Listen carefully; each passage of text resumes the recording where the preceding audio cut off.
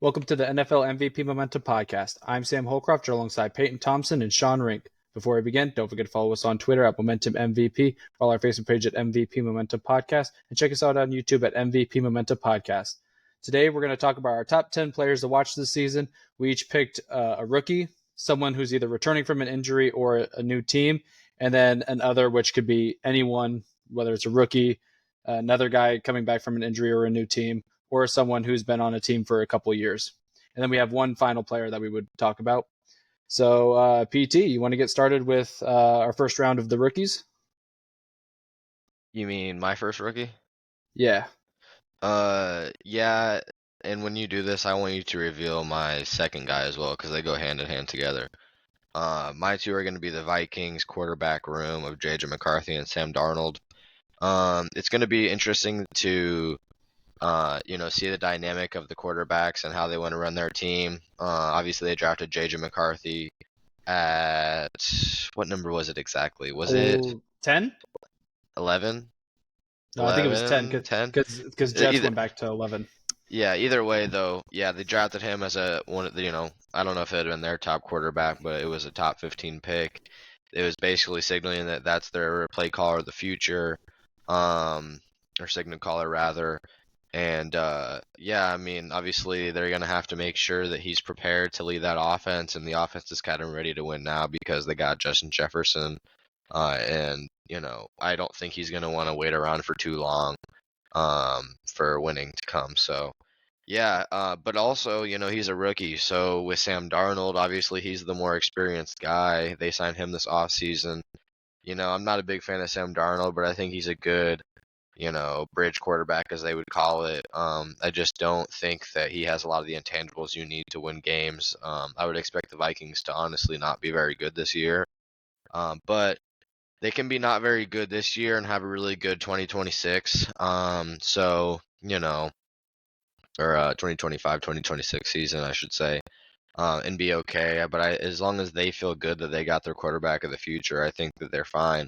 But they really have to make sure that, one, they give him enough opportunity to really feel out the game so that he's prepared for year two. And then also, they have to make sure that they actually see something in him and make sure that he is the guy.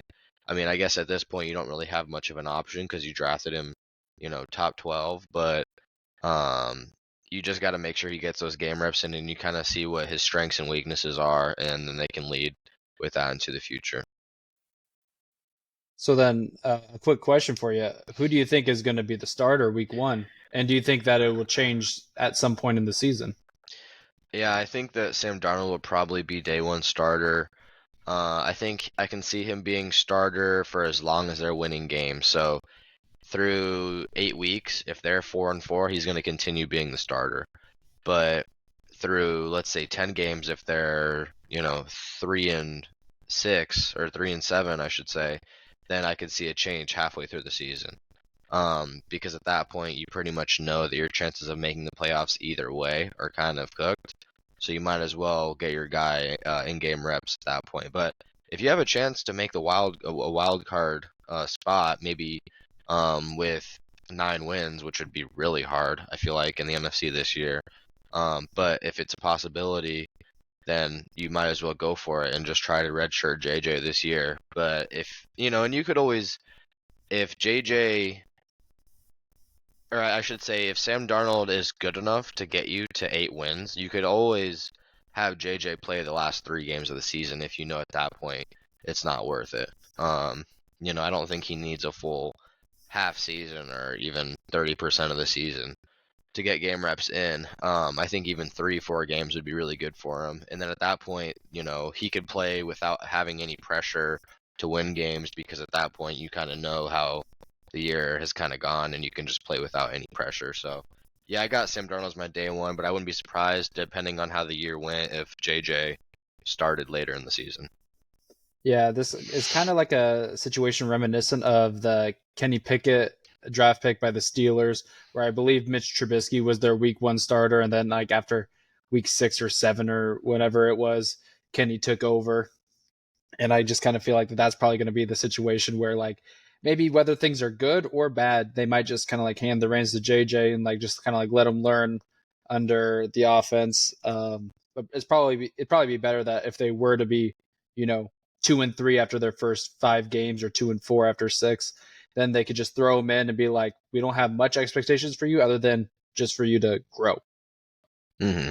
Yeah. Yep. All right, Sean, you want to talk about your rookie that you're looking for this year? Sure, I can do that if you like me to go now. My rookie is Caleb Williams. I mean, I don't think you could really have this discussion without somebody bringing up Caleb Williams. I mean, he's been the talk of the whole season for rookies for the last 12 months. All the hype surrounds him, around what he can do in Chicago, if he's actually going to be able to even survive there, considering how much he complained about not wanting to go there and saying, hey, do not draft me. I'm not playing for you. And guess what? Now you're here.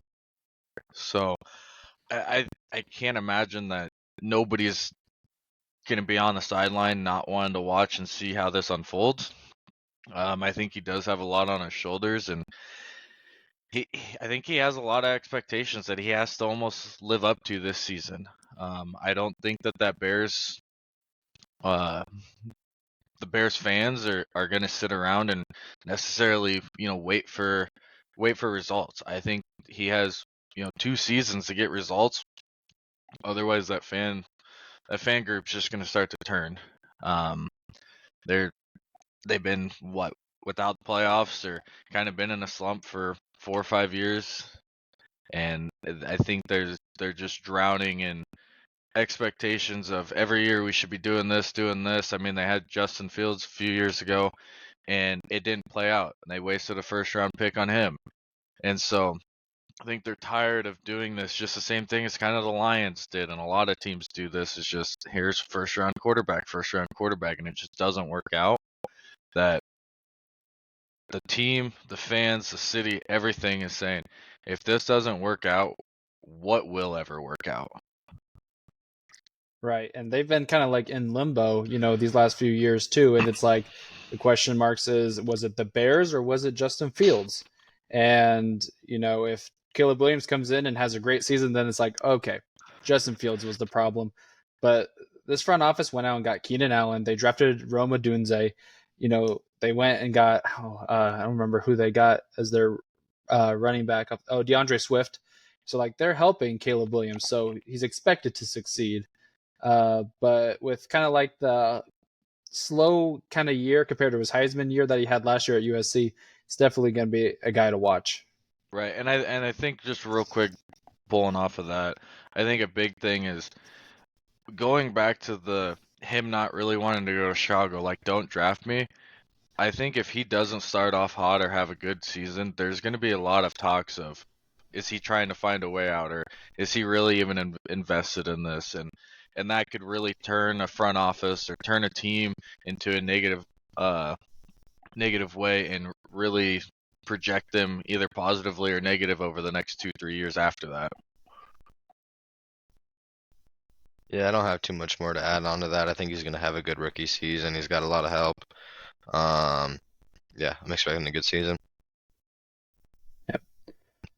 So my rookie that I want to bring up, he's not a top 10 pick like you guys. I'm going to talk about Brian Thomas Jr. He was a wide receiver out of LSU. He's going to be the number 3 receiver, I believe, potentially number 2, on the Jacksonville Jaguars behind Gabe Davis and Christian Kirk. I think that this Jaguars team felt like they were robbed of their season because they let it slip away. They could have easily been in the playoffs, and yet they just dropped the ball those last 4 weeks of the season. And I'm expecting Trevor Lawrence to pick up a lot of that slack and, be an MVP caliber player. But that's going to start with, someone being a great receiver. Like Gabe Davis, he doesn't draw a lot of doubles, but he's going to draw more than Brian Thomas. And, Brian Thomas had a very successful season last year at LSU with Malik Neighbors on his team too. So he's already been able to play that second fiddle role pretty well with another great quarterback like a Jaden Daniels.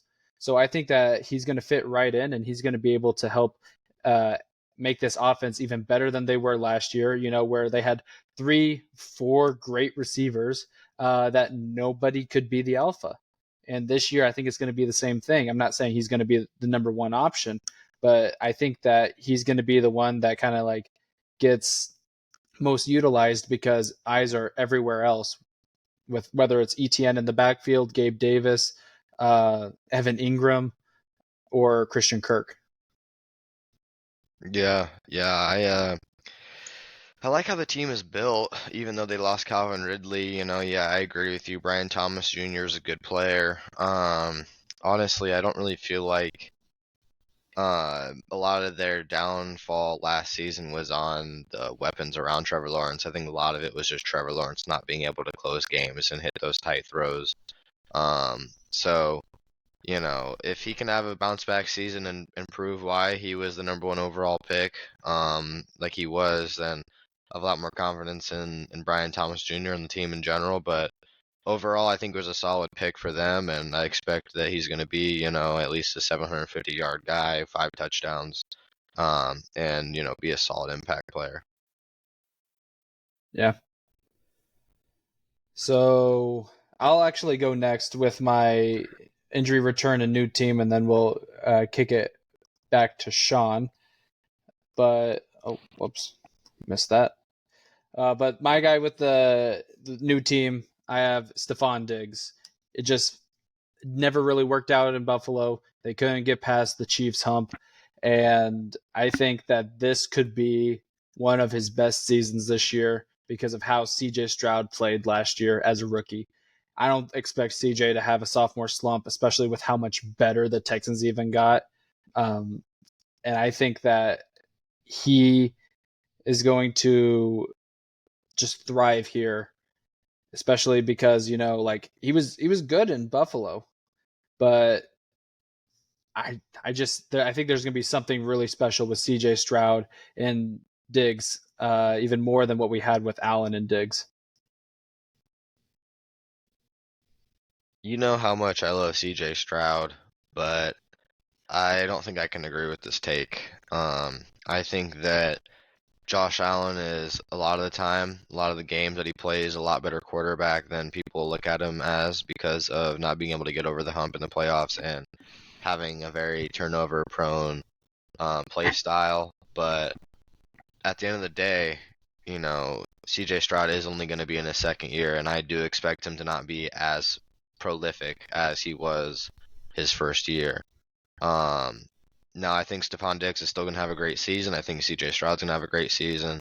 But I don't think that it's fair to compare the seasons that Stefon Diggs has had with Josh Allen as his quarterback and expect that out of CJ Stroud because of the inexperience that CJ Stroud has. And he had a great rookie season, but teams, just like I said about the Eagles last year and Jalen Hurts when they went to the Super Bowl the year after that, teams are going to be able to game plan more against CJ Stroud. They're going to know his tendencies. They're going to know what he likes to do. They're going to know what the offense likes to do, and they know who Stefon Diggs is. So I'm not expecting him to have an explosive, crazy top five is doable, but I'm not expecting him to be like a top 3 receiver as far as statistics go. But I think he's going to have a great season, top 5, top 6 range, probably closer to 5 than 1. And I think I chime in here. I think I'm gonna play middleman between it. I think I'm excited to see what he can do, but I think I'm more excited or more looking to see what kind of role he's gonna play because he is a top 5 receiver in the league. He's a great player and all this, but they have decent weapons down there. I mean, CJ connected with Nico Collins last year really well. Stefon Diggs going to be down there. You're going to have Tank Dell. You also have Joe Mixon coming in that gives them a threat out of the backfield to not only run, but throw the ball to him. So is Stefon, he's going to be wide receiver number 1, but I look at kind of like a Miami situation, slightly different but similar.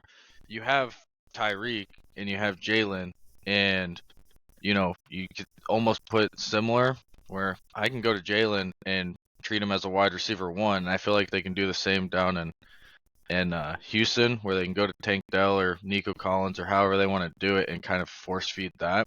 So Stefon might take a slight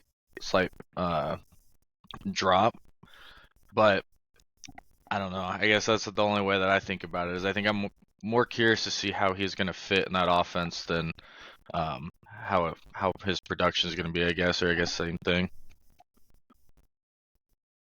Yeah.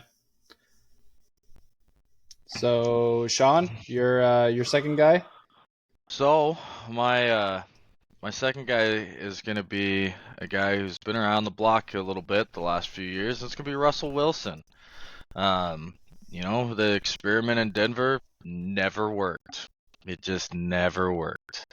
And the Steelers are kind of in an odd spot where they're not losing much by taking this risk. Especially not going out. They didn't take anybody in the draft for a quarterback, did they? I don't recall. So, Not this year. I mean, yeah. you're kind of, I guess, doing a bridge year, as you could call it, to see, hey, if this works, great. But if it doesn't, it's like, what'd they pay him? Like $2 million or something like that? I can't remember. It wasn't a whole lot. What was it? It was, yeah, it's 1 year for $1.2 million. You're getting Russell Wilson for $1.2 million.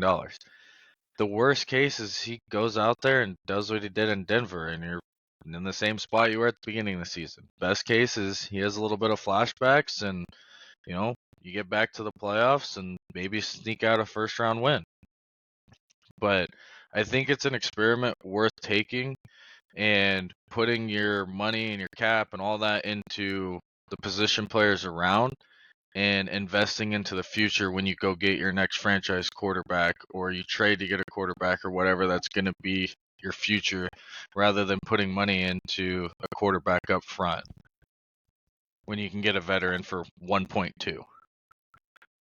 Yeah, I agree with everything you said. I think it was a good way to explain how it was a low risk, high reward. And then you also have Justin Fields. If it doesn't end up working out, you have that backup option.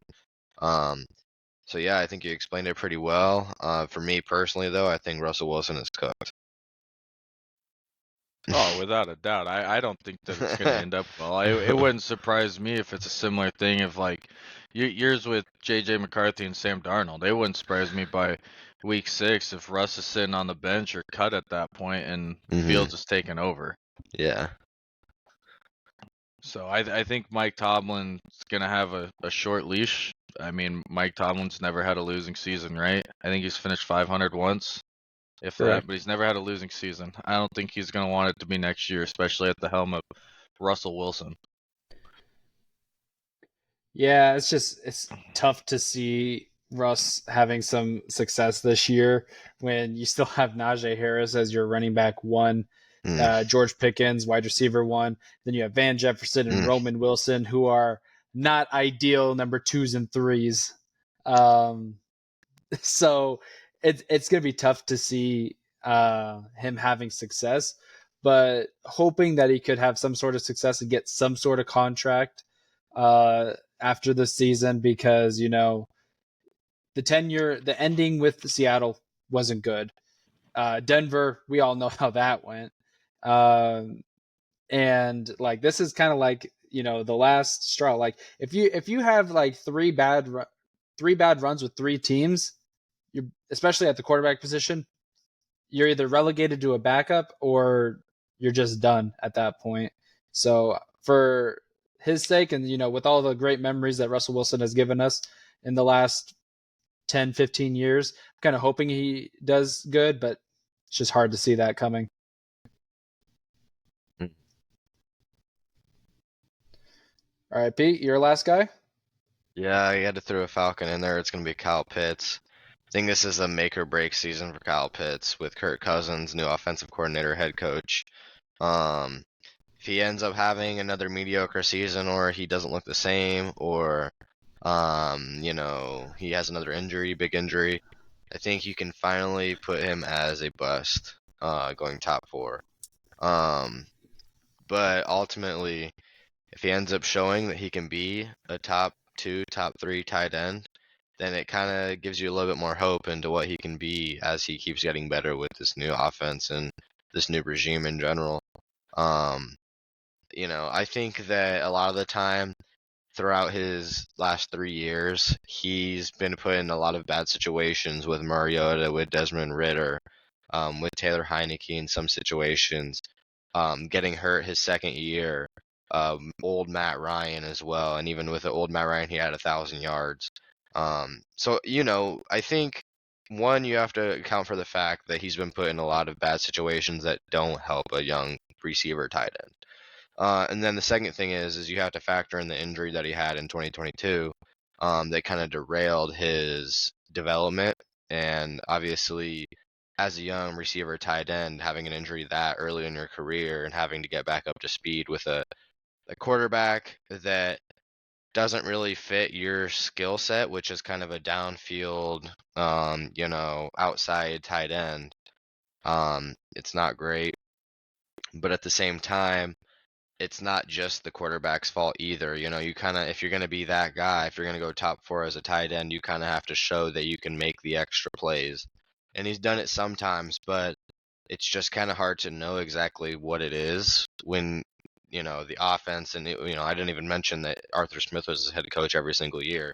That doesn't help anybody either as far as how the offense is ran. But it's hard to know what he is right now because of the quarterback and the offensive system that he's been in. So if he looks like the same type of guy that he's looked like, then I think we can officially write him off as, maybe he'll be a solid tight end, but more of that David Njoku,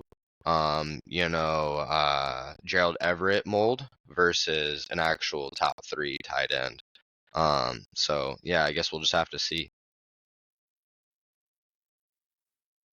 Yeah, it's so tough to say that Kyle Pitts could be a bust.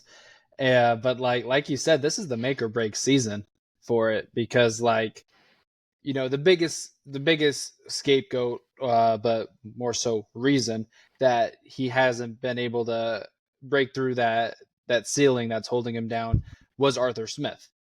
Well, he's gone now. Mm-hmm. So this is, like you said, make or break. If he has a bad year, then it's like you can write him off pretty much.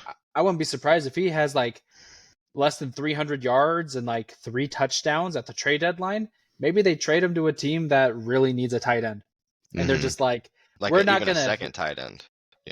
Exactly. We're not even going to find out if he's the bust. We're willing to give that up, and if it's for a 4th round pick or a 5th round pick in this upcoming draft, at that point you probably just take it. Exactly. Yeah, especially with that production. Yeah. So yeah, I think that it's definitely a player to watch, but for you, this is a double whammy because it's a player to watch for you because it's your team, and if it doesn't pan out, then it's going to hurt a little more.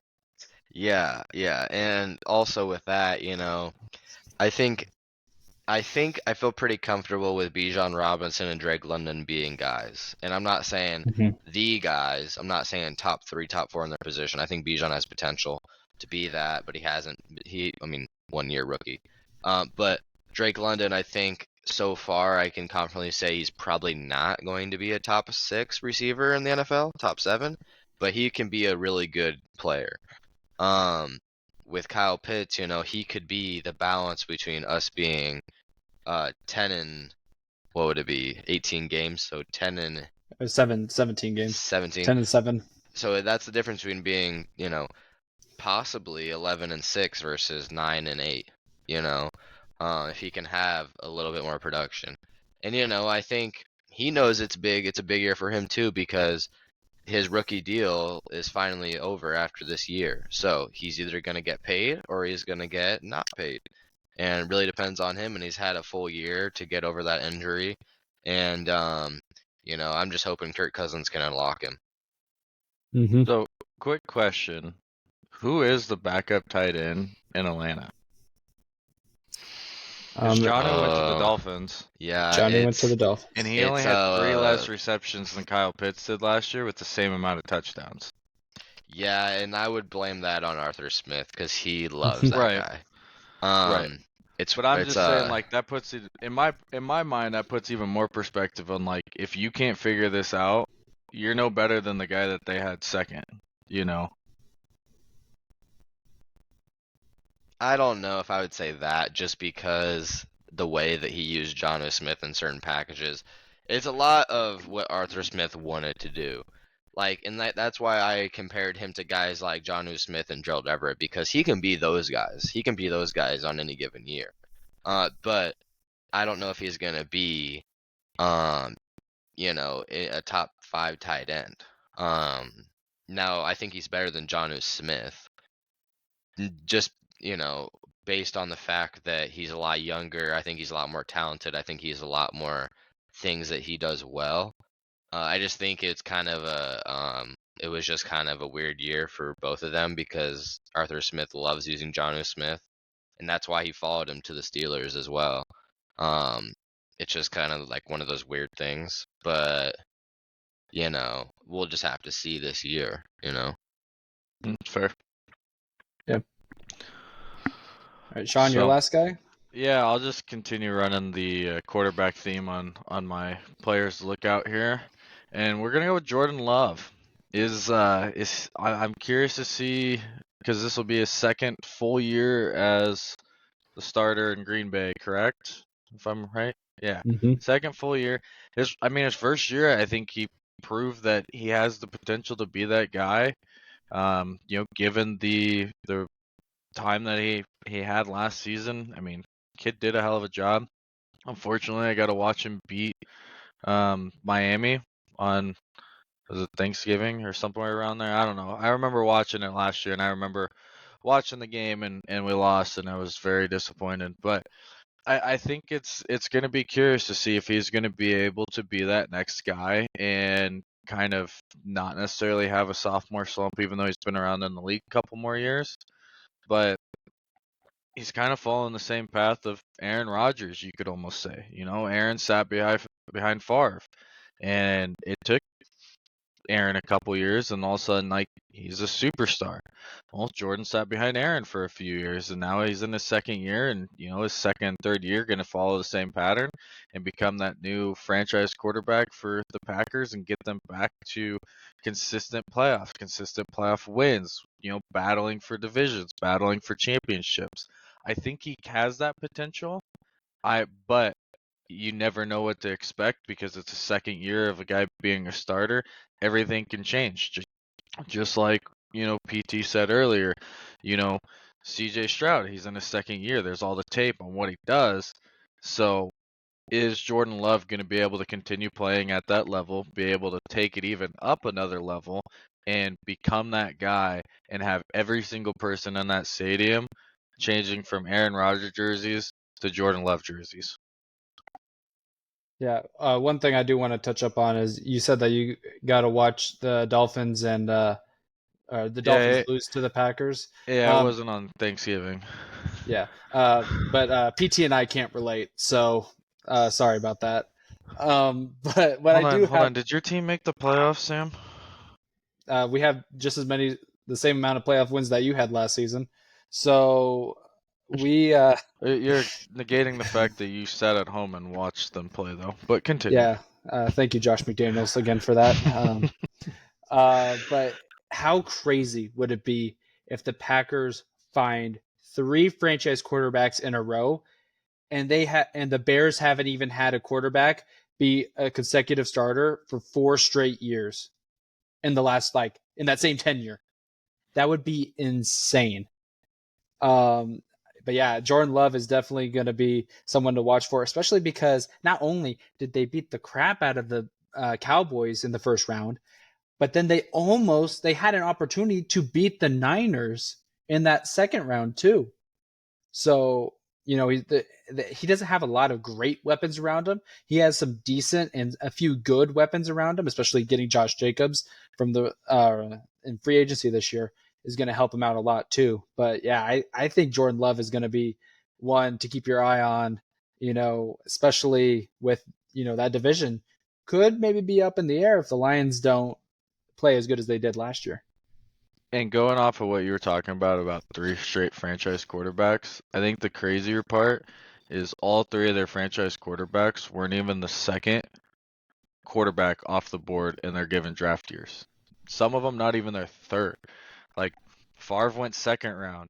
Aaron Rodgers went like 24th overall. Jordan Love went 26th overall. They were not even we're talking about first round drafts and second round draft, but we're not even talking about top 10 picks in any one of these 3 guys. Yeah, which is insane. Yeah, I don't have too much to add on to Jordan Love. I just pretty much have to say that I like his development process. I like his mechanics. I like, how much he's learned. And we'll see if he can keep getting better. Yep. All right, so my last guy, I'm kind of following the same trail as PT here, but I also noticed none of us have picked a defensive guy, so I kind of have to pick one guy here. I'm going to go with Mr. Mad Maxx Crosby. I think getting Christian Wilkins from the Dolphins, again, sorry to bring that up, Sean, but thank you. Appreciate that. Yeah, we'll take him back now. But I think that getting Christian Wilkins is going to help Maxx Crosby out a lot because we didn't have a lot of interior pressure this year. Thank you, Chandler Jones, for doing that to us. But I feel because now you're going to have to double both Christian Wilkins and Maxx Crosby. And if Tyree Wilson could beat a one-on-one, then, there's some plays you might have to double him. And we've seen what Maxx Crosby can do, not only against one-on-one, but a weak side double team. He's just too strong. He's one of the best edge rushers in the league. I'm not only keeping my eye out. I know I've said this for the last few years, not keeping my eye out on him to be one of the best, but if not the best, and win Defensive Player of the Year this year, because he can make an impact on a game where the fact that the Steelers in the second half of a game against us didn't even run towards him, and he was still making plays. Enough said. Maxx Crosby, DPOY, 2025. Yeah, we'll see about that, but that's just wishful thinking. I mean, I don't think it's too much wishful thinking. I mean, I think it's very doable. Yeah, I think he finished like 4th in voting last year. It's going to depend on if you guys can make the playoffs. I think it could be top 2, top 3. Yeah. But the funny thing is defense wasn't even our problem last year. It normally is. Yeah. It was the offense that was the problem.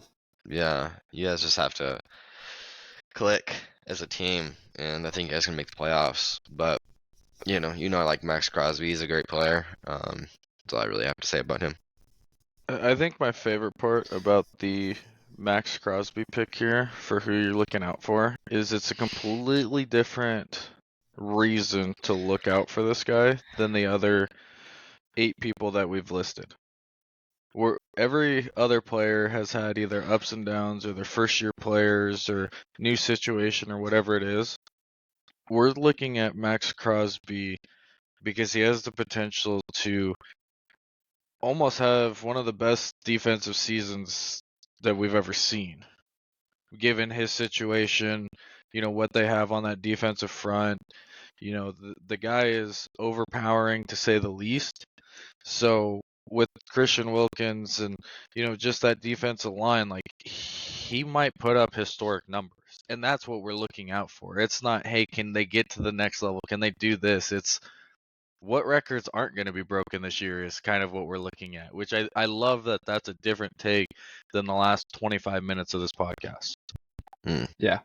Good point. All right. So then that leaves us with our 10th guy to talk about.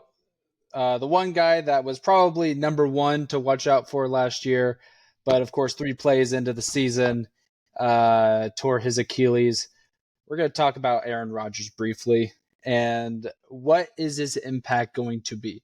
Because obviously we know why it's a big deal. He left the Packers to come to the Jets where he had a few better weapons, a better defense, probably not a better coach, but just a new situation.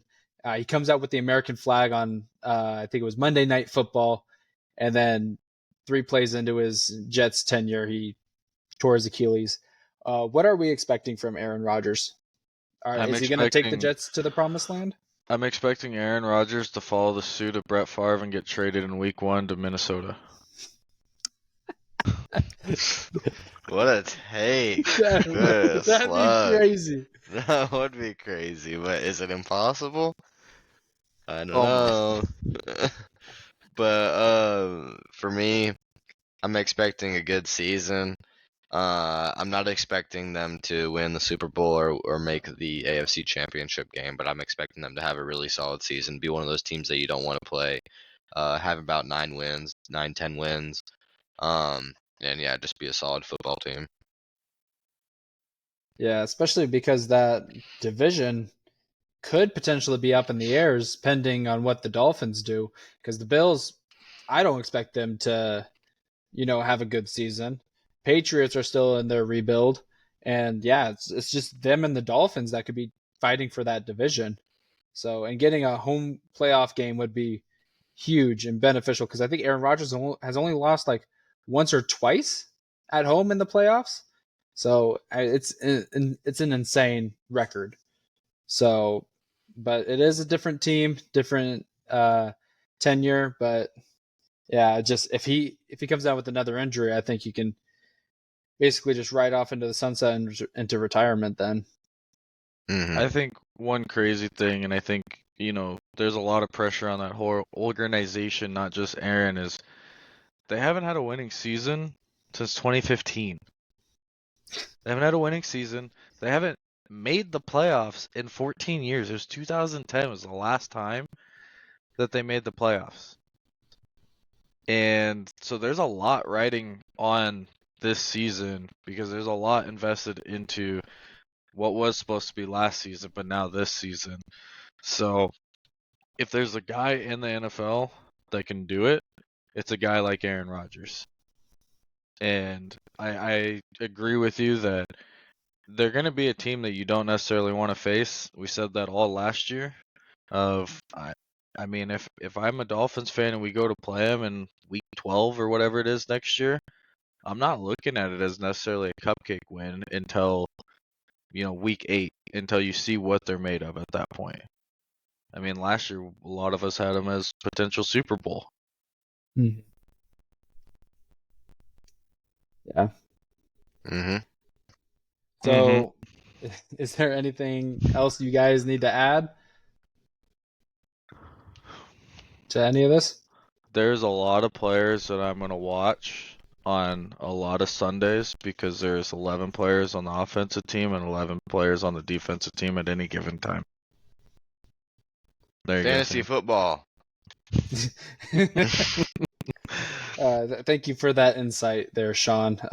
You're welcome. Especially if you have 4 games on like PT and I do every Sunday morning. Oh man, you guys are watching 88 players at a given time. Yeah. That's crazy.